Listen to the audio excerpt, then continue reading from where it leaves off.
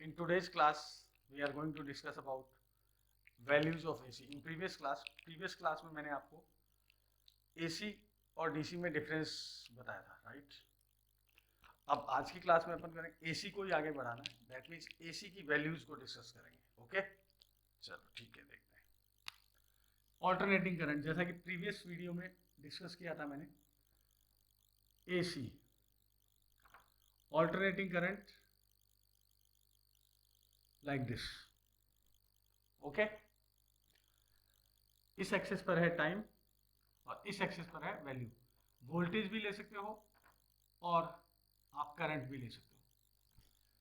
तो alternating current read कर रहे हैं अपन, स्टडी कर रहे हैं, तो अपन ऑल्टरनेटिंग करंट से रिलेटेड ही इसको डिस्कस करेंगे, ओके? ठीक है। प्रीवियस क्लास में मैंने आपको बताया था कि आई की वैल्यू जो होगी वो आई नॉट साइन ओमेगा टी, ये करंट की वैल्यू होती है, राइट? एंड वोल्टेज का जो वैल्यू होता है वो वोल्टेज होता है आपका V is equal to V not sine omega T.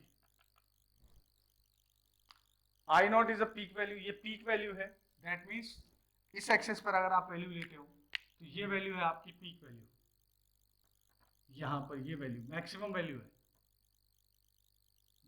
This value ये मैक्सिमम है, तो इसको कहते हैं पीक वैल्यू आई नॉट।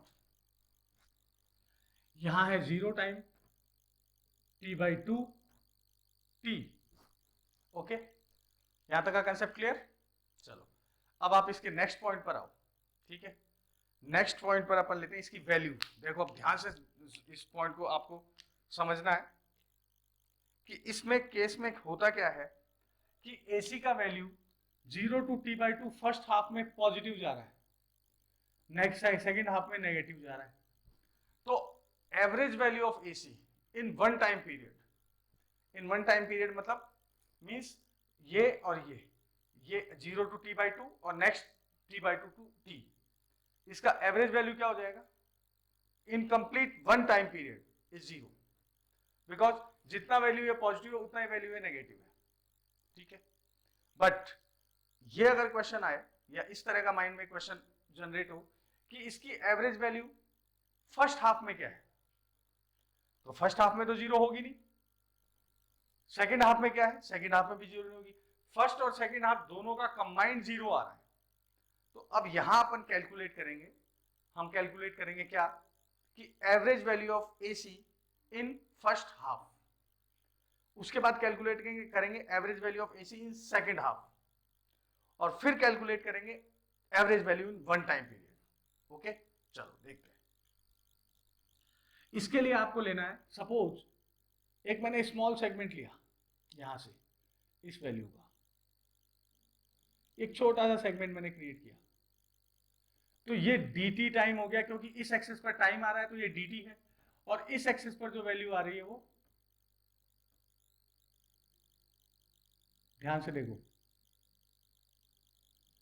यहां पर वैल्यू आ रही है di, that means small segment पर वैल्यू di है, राइट?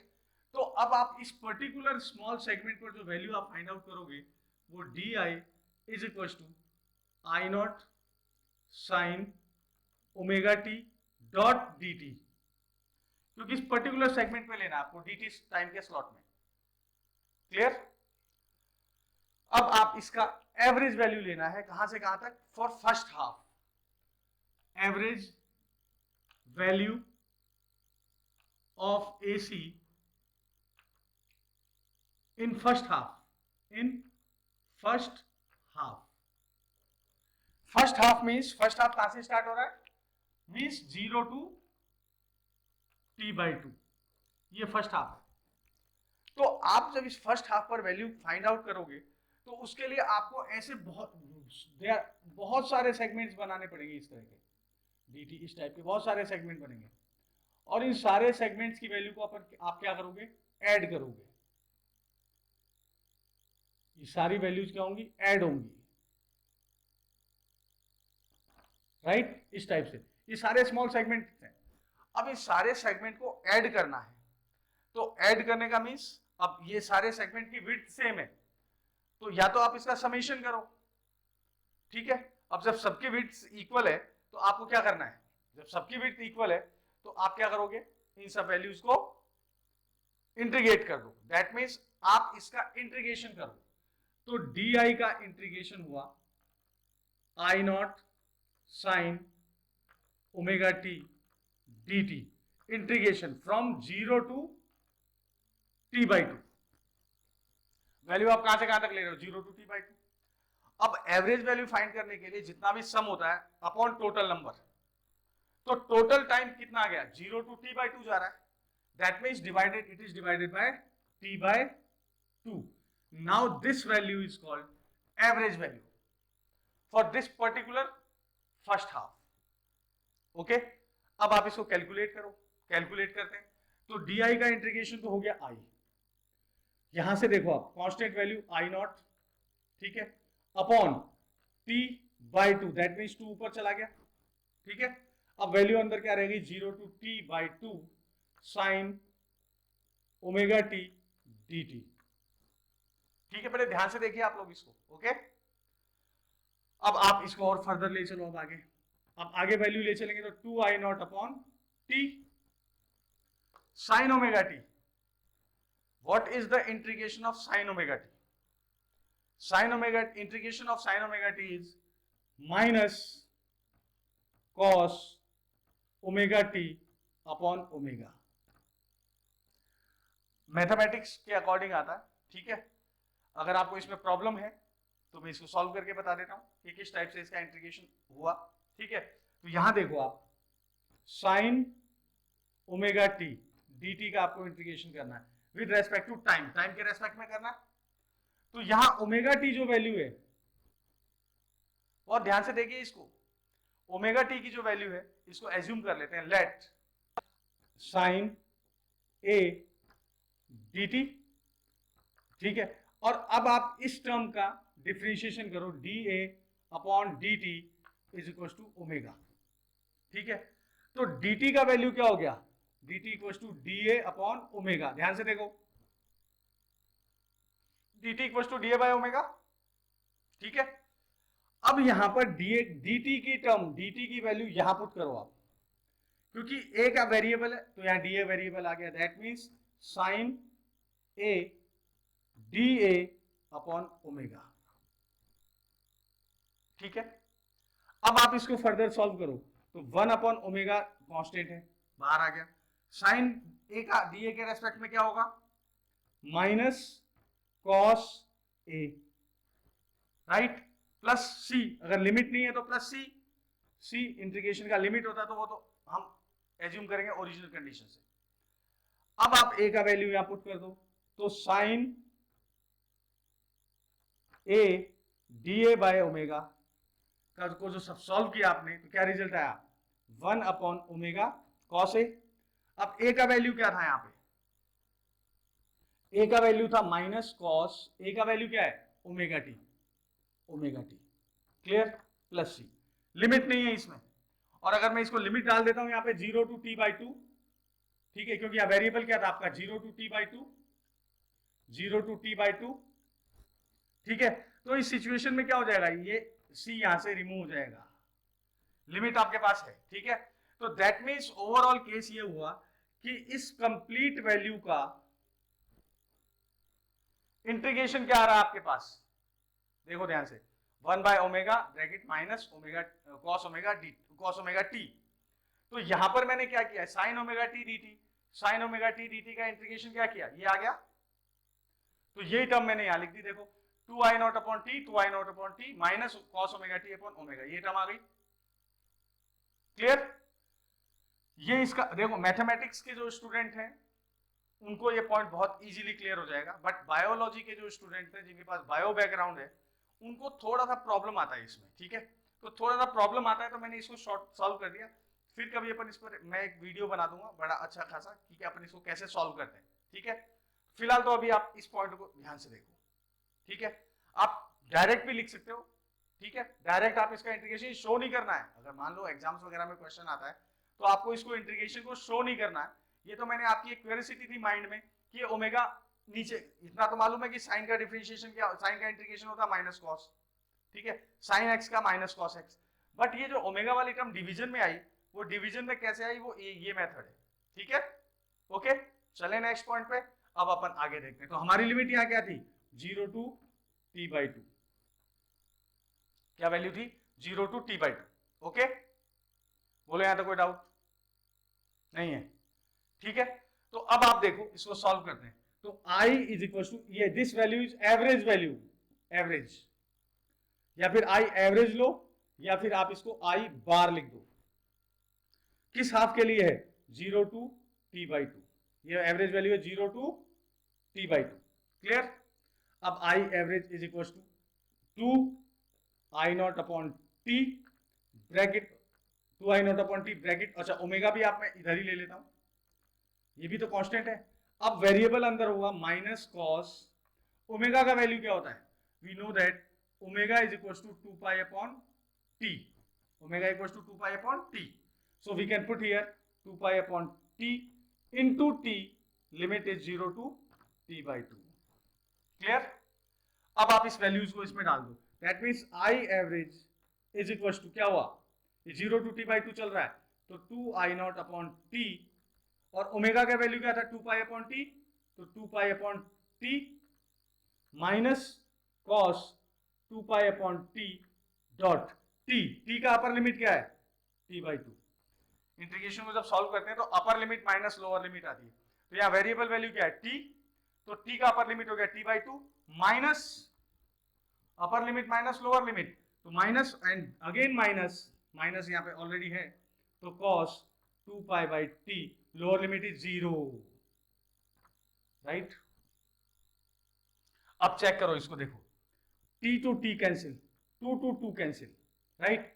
तो ये वैल्यू जो हुई वो किसके इक्वल हो गई, here is t to t cancel, 2 to 2 cancel, तो it is equal to i0 upon pi, and in this case minus cos pi, minus cos pi plus minus and minus plus, and 0 multiplied by this is, it means cos 0.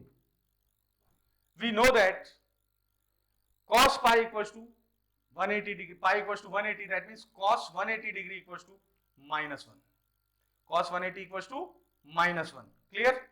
So here is I0 upon pi bracket minus and minus, cos pi equals to minus 1, so minus, it means it is plus 1, plus cos 0 equals to 1, 1.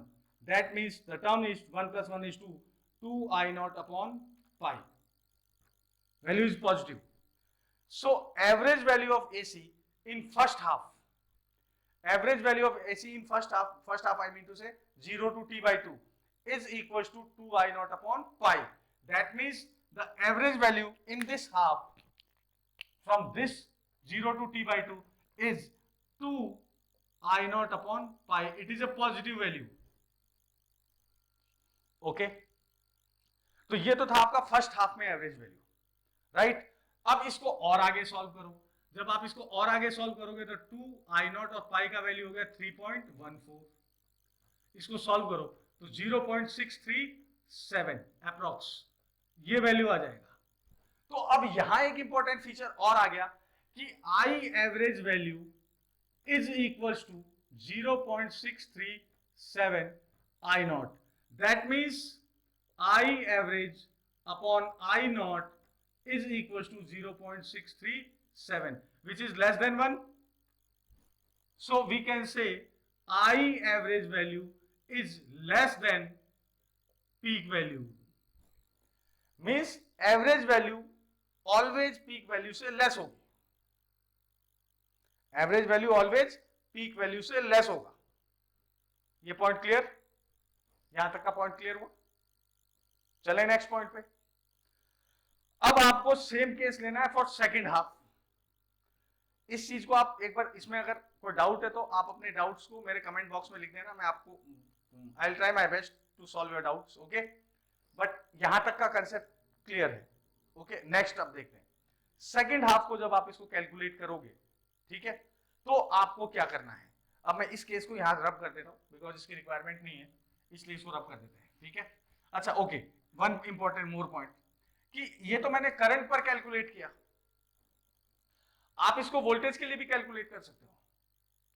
तो जो भी expression आएगा voltage के लिए क्या formula हो जाएगा, 2V0 upon pi, the average value of voltage, same expression आएगा बट आई को रिप्लेस करेगा वोल्टेज, क्योंकि आप वोल्टेज के लिए कैलकुलेट कर रहे हो, और वोल्टेज की वैल्यू भी सेम वही आएगी 0.637।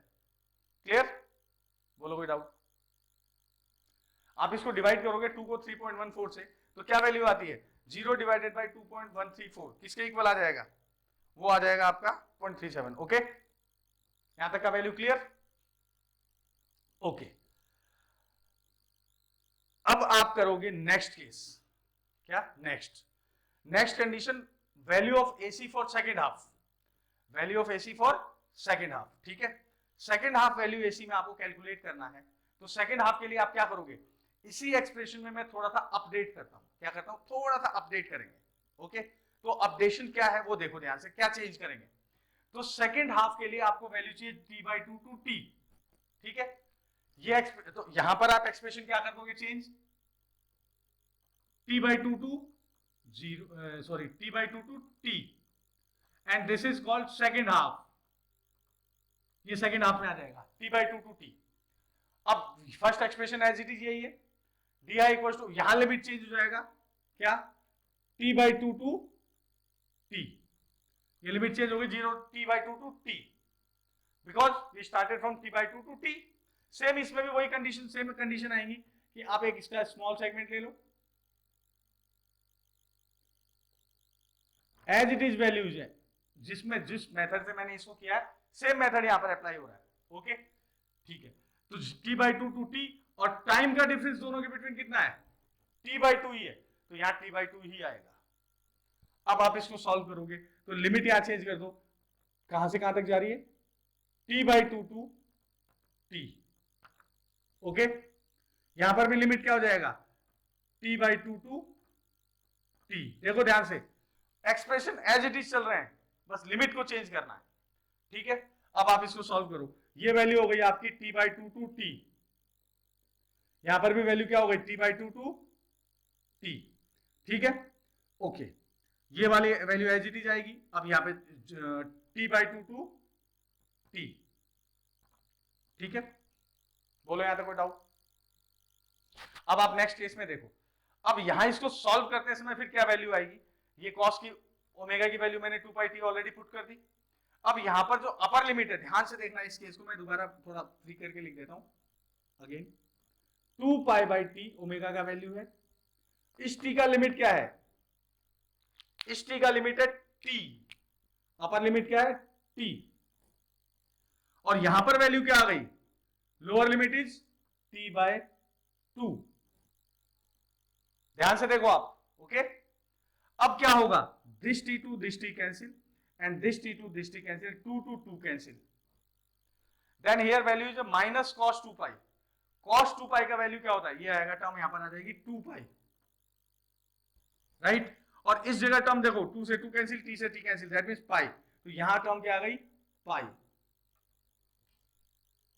We know that cos 2π equals to 0, cos 2π equals to cos 0, and cos 0 value is 1, so here is 1, और माइनस का साइन है तो यहां माइनस आ गया, cos π equals to -1, तो यहां प्लस का साइन है तो यहां साइन आ जाएगा माइनस, और ये वैल्यू हो गई 1, ठीक है। अब आप देखो, माइनस और माइनस कितना हो गया, -2i0 upon pi, that means second half के लिए वैल्यू क्या हो गई, फॉर सेकंड हाफ जो है इस वाले हाफ के लिए, इसके लिए वैल्यू हो गई -2i0 अपॉन पाई, एवरेज वैल्यू। बोलो कोई doubt, clear. Average value for second half equals to -2i0 upon pi, okay, yes, ये हुआ सेकंड हाफ के लिए, ठीक है। अब आप इसका एवरेज वैल्यू फाइंड आउट करो, तो average value from 0 to t लेना है आपको, तो 0 to t जब आप इसका एवरेज वैल्यू फाइंड आउट करोगे तो 0 to t में क्या लिखोगे, एवरेज क्या होगा, value for first half plus value for second half upon 2, तो वैल्यू फॉर फर्स्ट हाफ क्या हो गया, +2i0 upon pi, this is for first half, and plus for value for second half equals to 2 I naught upon pi upon 2 is equals to I average. This is for 0 to t, for complete 0 to 2 time period. 0 to t by 2 value is this, and from t by 2 to t is value is this, and the total sum of the value is 0. That's why average value for one cycle, complete one cycle is always 0. Any doubt? No. चलो अब इसी को मैं इस mathematical expression से solve करता हूं कि मैथमेटिकल एक्सप्रेशन में क्या होगा. ध्यान से देखिएगा इसको थोड़ा सा बड़े ध्यान से. क्या होगा? अब यह average value of AC in one cycle, in one cycle, यानी कंप्लीट वन साइकिल के लिए एवरेज वैल्यू कितना होगा. ठीक है, तो यहां पर काम आ जाएगी कहां से? 0 to t. Complete one cycle कहां से स्टार्ट हो रहा है? 0 टू टी. ठीक है, एक्सप्रेशन यही चलेगा, बस डिफरेंस क्या होगा आप देखो, डिफरेंस को ऑब्जर्व करो. इस एक्सप्रेशन में मैं चेंज इसलिए कर रहा हूं, ठीक है, मुझे कोई प्रॉब्लम नहीं है, मैं दोबारा से इसको राइट कर सकता हूं, नो प्रॉब्लम, बट मैं चेंज इसलिए कर रहा हूं कि आपका जो ब्रेन है वो ब्रेन उस पर्टिकुलर पॉइंट को कैच करे जहां पर वैल्यू चेंज हो रही है. ठीक है, मैंने कहा ना फिजिक्स को फील करना है. अब फील कहां होगा? फील वो वैल्यू मैं जहां अपडेट कर रहा हूं उस पर आपका फोकस, आपका ब्रेन, ह्यूमन बीइंग के ब्रेन की एक हैबिट है, ब्रेन ऑलवेज उस पॉइंट को एनालाइज करता है, उसको इजीली कैच करता है जहां पर वेरिएशन आते हैं. ठीक है, तो अभी तक आपके ब्रेन ने इस पैटर्न को समझ लिया. अब मैं इसी पैटर्न में उन वैल्यूज को अपडेट कर रहा हूं. अपडेट करने से आपका ब्रेन ऑटोमेटिकली उस पॉइंट को कैच करेगा. ठीक है, तो अब आप उस पॉइंट को देखो क्या कैच कर रहा है कि लिमिट, अब इसमें तो 0 टू टी है, तो लिमिट यहां से कहां दे देंगे आप? t by 2 की जगह क्या लिख दूं? 0. Initial lower limit and this is final limit, upper limit. तो lower limit is 0, upper limit is t, I naught dot sine omega t dt. अब यहां जो वैल्यू आएगी वो क्या आएगी? t by 2, क्योंकि पहले वाले केस में अपन ने हाफ लिया था, सेकंड वाले केस में we have to take here half value, but in complete cycle average किससे डिवाइड होगा? कैपिटल टी से, टोटल टाइम से. टोटल टाइम कितना हो गया वन साइकिल में? Capital t. ओके, अब आगे फर्दर सॉल्व करो. ये स्टेप एज इट इज चल रही है. अब यहाँ 0 टू टी बाई 2 की जगह क्या हो जाएगा? टी. अब यहाँ पे same concept. Okay, one more thing, यहाँ टी बाई 2 से 2 ऊपर आया था, तो ये 2 यहाँ से रिप्लेस हो जाएगा, क्योंकि टी बाई 2 था तो मैंने टी बाई 2 को 2 ऊपर लिया. अब यहाँ ओनली टी है तो यहाँ ओनली टी आएगा, ये 2 हट गया यहाँ से. ठीक है, अब यहाँ लिमिट हो गई 0 टू टी. ओके, अगर आपको लग रहा है प्रॉब्लम है, नो प्रॉब्लम, तो आप कमेंट बॉक्स में डालिए, मैं इसका सेपरेट वीडियो बना दूंगा. वैसे जरूरत है नहीं उस वीडियो की, रीजन क्योंकि आपको कंसेप्ट देखिए एज इट इज कंसेप्ट वही चल रहे हैं. यहां पर क्या हो गया? ये 2 रिप्लेस हो गया, यहां से ये 2 था, यहां पे वो 2 हट गया. 0 टू टी है लिमिट, तो यहां पर क्या हो गई? 0 टू टी. फिर केस हुआ, यहां से ये 2 रिप्लेस हो गया. ध्यान से देखो, अब मैं इस वैल्यू को दोबारा से रिपीट कर देता हूं. ठीक है, क्या हो जाएगा? I naught as it is upon t, value of omega equals to 2 pi upon t. Right, t to t cancel. अब कॉस, अपर लिमिट क्या है? टी, तो t to t. Right, lower limit is 0, तो यहां पर complete value क्या आ जाएगी? देखो, 2 pi upon T is the value of omega and the lower limit of this T is 0. Right, अब आप देखो टी टू टी कैंसिल नहीं, कॉस 2 पाई माइनस में वैल्यू है, तो यहां माइनस कॉस 2 पाई आ गया. अब ये माइनस माइनस हो गया प्लस, और यहां कॉस की वैल्यू क्या हो गई? 0. भाई 0 multiplied by 2 pi t 0. Then I naught upon 2 pi, here is, because यहां टी से टी कैंसिल हुआ, 2 बच गया. I naught upon 2 pi, I naught upon 2 pi. अब यहां पर हो गया I naught upon 2 pi. Right, cos 2 pi का वैल्यू 1 होता है, तो -1 तो एज इट इज आ गया, बट cos 0 का वैल्यू क्या होता है? 1. तो cos 0 का वैल्यू हो गया 1, यानी दैट मींस ये +1 हो गया. Look carefully, -1 and +1, net value is 0. That's why 0 multiplied by anything is 0.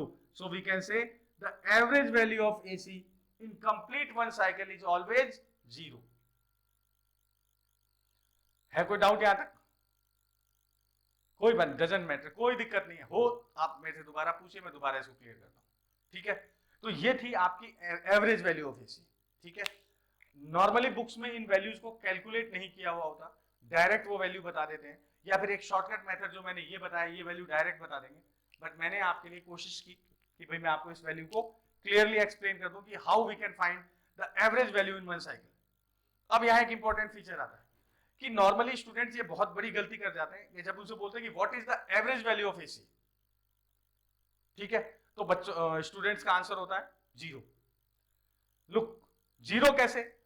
अगर मैं ओनली यहां से यहां तक पूछ रहा हूं आपसे कि what is the average value, तो एवरेज मैंने अभी डिसाइड, ये तो आपको रेंज ही नहीं दी कि एवरेज वैल्यू कहां लेनी है, वन साइकिल में लेनी है या फर्स्ट हाफ में कहां लेनी है। अगर मैंने वैल्यू को एवरेज वैल्यू, आपने आंसर दिया 0, मैंने वैल्यू यहां से यहां तक ही फाइंड आउट की, तो दैट मीन ये 0 नहीं आ रही है।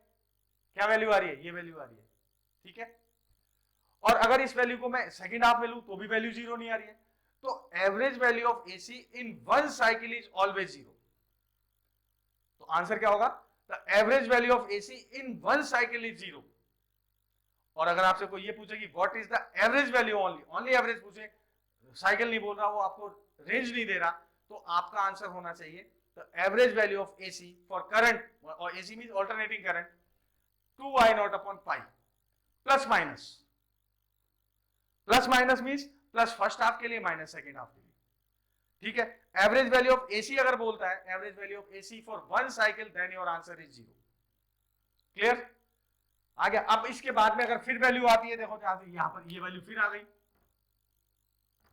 यहां पर फिर वैल्यू पॉजिटिव आ जाएगी, यही वाली वैल्यू आ जाएगी 2I नॉट अपॉन पाई, फिर ये चलेगा ऐसे, तो यहां पर फिर यही वैल्यू आ जाएगी minus 2I naught upon pi. That means alternating current का वैल्यू कंटिन्यूअसली फ्लक्चुएट होता रहता है, राइट? तो ये है अल्टरनेटिंग करंट। और same expression, same formula, same method is applicable for voltage also. तो वोल्टेज के लिए बस मैंने बताया ना, 2V नॉट अपॉन पाई हो गया फर्स्ट हाफ के लिए प्लस में, और सेकंड हाफ के लिए माइनस 2V नॉट अपॉन पाई हो जाएगा। क्लियर? कोई डाउट नहीं है। अब एक इंपॉर्टेंट फीचर और मैं आपको बताता हूं, ग्राफ इसका दोनों में कंपेयर कर लेते हैं ग्राफ से, कि ये वैल्यू है आपकी एसी, ओके, ये है आपका पीक वैल्यू। ध्यान से देखो, ये वैल्यू है peak, maximum value, that means it is peak value I not. इस एक्सिस पर I है, ठीक है, और इस एक्सिस पर नेगेटिव माइनस I है, ये 0 हो गया। ठीक है, ये T/2 हो गया। ठीक, ओके। अब अगर आप इस स्केल पर एवरेज वैल्यू का मेंशन करते हो तो 0 to I, और एवरेज वैल्यू कितनी हो रही है? 0.637। दैट मींस ये वैल्यू नियर अबाउट हाफ हो गई, 0 to I के बिटवीन ये अप्रोक्स हाफ है। तो एवरेज वैल्यू यहां आएगी, ये वैल्यू जो आ रही है ये एवरेज आ रही है। क्लियर? दैट मींस इस पॉइंट पर वैल्यू एवरेज है। ध्यान से देखिए आप लोग। क्लियर? ये एवरेज वैल्यू है और ये पीक वैल्यू है। क्लियर? कोई डाउट? दैट मींस एसी का कोई भी वैल्यू, चाहे वो एवरेज वैल्यू हो चाहे आरएमएस वैल्यू हो, अब नेक्स्ट वीडियो में मैं आपको आरएमएस वैल्यू कैलकुलेट करने का मेथड बताऊंगा। ठीक है, इसको लेंगे अब थोड़ा सा, मतलब स्टेप बाय स्टेप अपन आगे बढ़ेंगे। ठीक है, उससे आपको बेनिफिट होगा। ठीक है, टाइम कितना भी लगे नो प्रॉब्लम, बट मेरा मेन मोटो ये है कि आपका माइंड में, आपके माइंड में जो फिजिक्स का फोबिया है, वो फोबिया माइंड से कंप्लीटली रिमूव हो, और फिजिक्स को आप फील करने लगो, फील करो उसको। फिजिक्स को आप जितना फील करोगे उतना ही आपके लिए पॉजिटिव है, उतना ही आपके लिए बेनिफिशियल है। देखो, फिजिक्स का नॉलेज इस बात पर डिपेंड नहीं कर रहा कि आपको एग्जाम में कितने मार्क्स लाने हैं। फिजिक्स को अगर आपने फील करना स्टार्ट किया तो मार्क्स तो ऑटोमेटिकली आपके पास आएंगे, क्योंकि कंसेप्ट आपको क्लियर होगा, नो प्रॉब्लम। प्रॉब्लम ये होता है कि कंसेप्ट क्लियर नहीं होता, आप उसको रटने की कोशिश करते हो। तो फिजिक्स रट्टाफिकेशन का सब्जेक्ट नहीं है, फिजिक्स है फील करने का। और ये मैं आपको गारंटी दे रहा हूं, चैलेंज है मेरा, कि आप में से किसी भी स्टूडेंट को अगर फिजिक्स का फोबिया है तो आप बताइए, मैं उस फोबिया को कंप्लीटली रिमूव कर दूंगा। बस आप वीडियो को रेगुलर देखिए, ठीक है, कंप्लीट देखिए, क्योंकि बीच बीच में कोई टॉपिक ऐसे भी आते हैं जहां पर मैं, जो सब्जेक्ट से रिलेटेड नहीं है बट वो इससे लिंक में अगर होते हैं, तो मैं उन टॉपिक को भी क्लियर करता हूं। तो वीडियो आप पूरा कंप्लीट देखिए। ठीक है, चैनल जो है उसको आप सब्सक्राइब करिए, क्योंकि मैंने आपको पहले भी कहा कि जो आपका सब्सक्रिप्शन है वही मेरी एनर्जी है। ओके, जितना आप मोटिवेट करेंगे मुझे उतना ही आपको बेनिफिट होगा, ठीक है। तो आपके मोटिवेशन के लिए थैंक यू, और मैं चाहता हूं कि आप इसी तरह से अपना मोटिवेशन मुझ पर बना के रखें। मैं आपके लिए एवरी पॉसिबल यानी हर संभव कोशिश मैं करूंगा कि मैं आपके डाउट्स को, आपकी प्रॉब्लम्स को क्लियर करूं, ठीक है। हम एनसीईआरटी को लेके चल रहे हैं। अगर एनसीईआरटी के अलावा भी कोई टॉपिक है, जेई हुआ, आईआईटी हुआ, इन सब कॉम्पिटिटिव एग्जाम्स के लिए भी मैं अब कंप्लीटली कोशिश करूंगा कि किस तरह से वैल्यूज को कैसे करना है, ठीक है। No problem, one by one धीरे धीरे अब वीडियो की सीरीज स्टार्ट हो जाएगी, धीरे धीरे अपन वीडियो को एक एक करके आगे बढ़ाते चलेंगे, ओके, ठीक है। तो ये अब टाइम काफी वीडियो लंबा हो जाता है, एक्चुअली क्या एक एक फिजिक्स के कंसेप्ट ऐसे हैं जिनको एक्सप्लेन करने में टाइम लगता है, ठीक है। और टाइम जब लगता है तो ऑब्वियस टाइम लिमिट बहुत ज्यादा हो जाती है, तो अभी वीडियो काफी लंबा हो गया, ठीक है। तो इस वीडियो को आप देखना कंप्लीटली और फिर कमेंट बॉक्स में आप लिखिए, बताइए मुझे कि कैसा लगा, और कोई अगर अपडेट करना हो, कुछ अगर प्रॉब्लम हो तो आप अपना अपना सजेशन मेरे कमेंट बॉक्स में भेजिए, मैं उसको देखता हूँ, उसके अकॉर्डिंग फिर अपने आपको अपडेट करूंगा और आपको भी अपडेट। ये मेरा है कि मैं आपको कंटिन्यूअसली रेगुलरली अपडेट करता रहूंगा, धीरे धीरे वीडियोस। बीच में मेरे साथ थोड़ा प्रॉब्लम हो गया था, मेरा एक्चुअली एक्सीडेंट हो गया था, फ्रैक्चर हो गया था पाँव में, इस वजह से मैं इतने दिनों से वीडियो बना नहीं पाया। अभी भी थोड़ा बहुत प्रॉब्लम है, चलने में थोड़ा दिक्कत होता है, ठीक है, राइट लेग में ये प्रॉब्लम, ठीक है। अब तो प्रॉब्लम काफी हद तक सॉल्व हो गया, अब फिर आपको कंटिन्यूअसली वीडियो मिलेंगे, ठीक है, okay, thank you very much.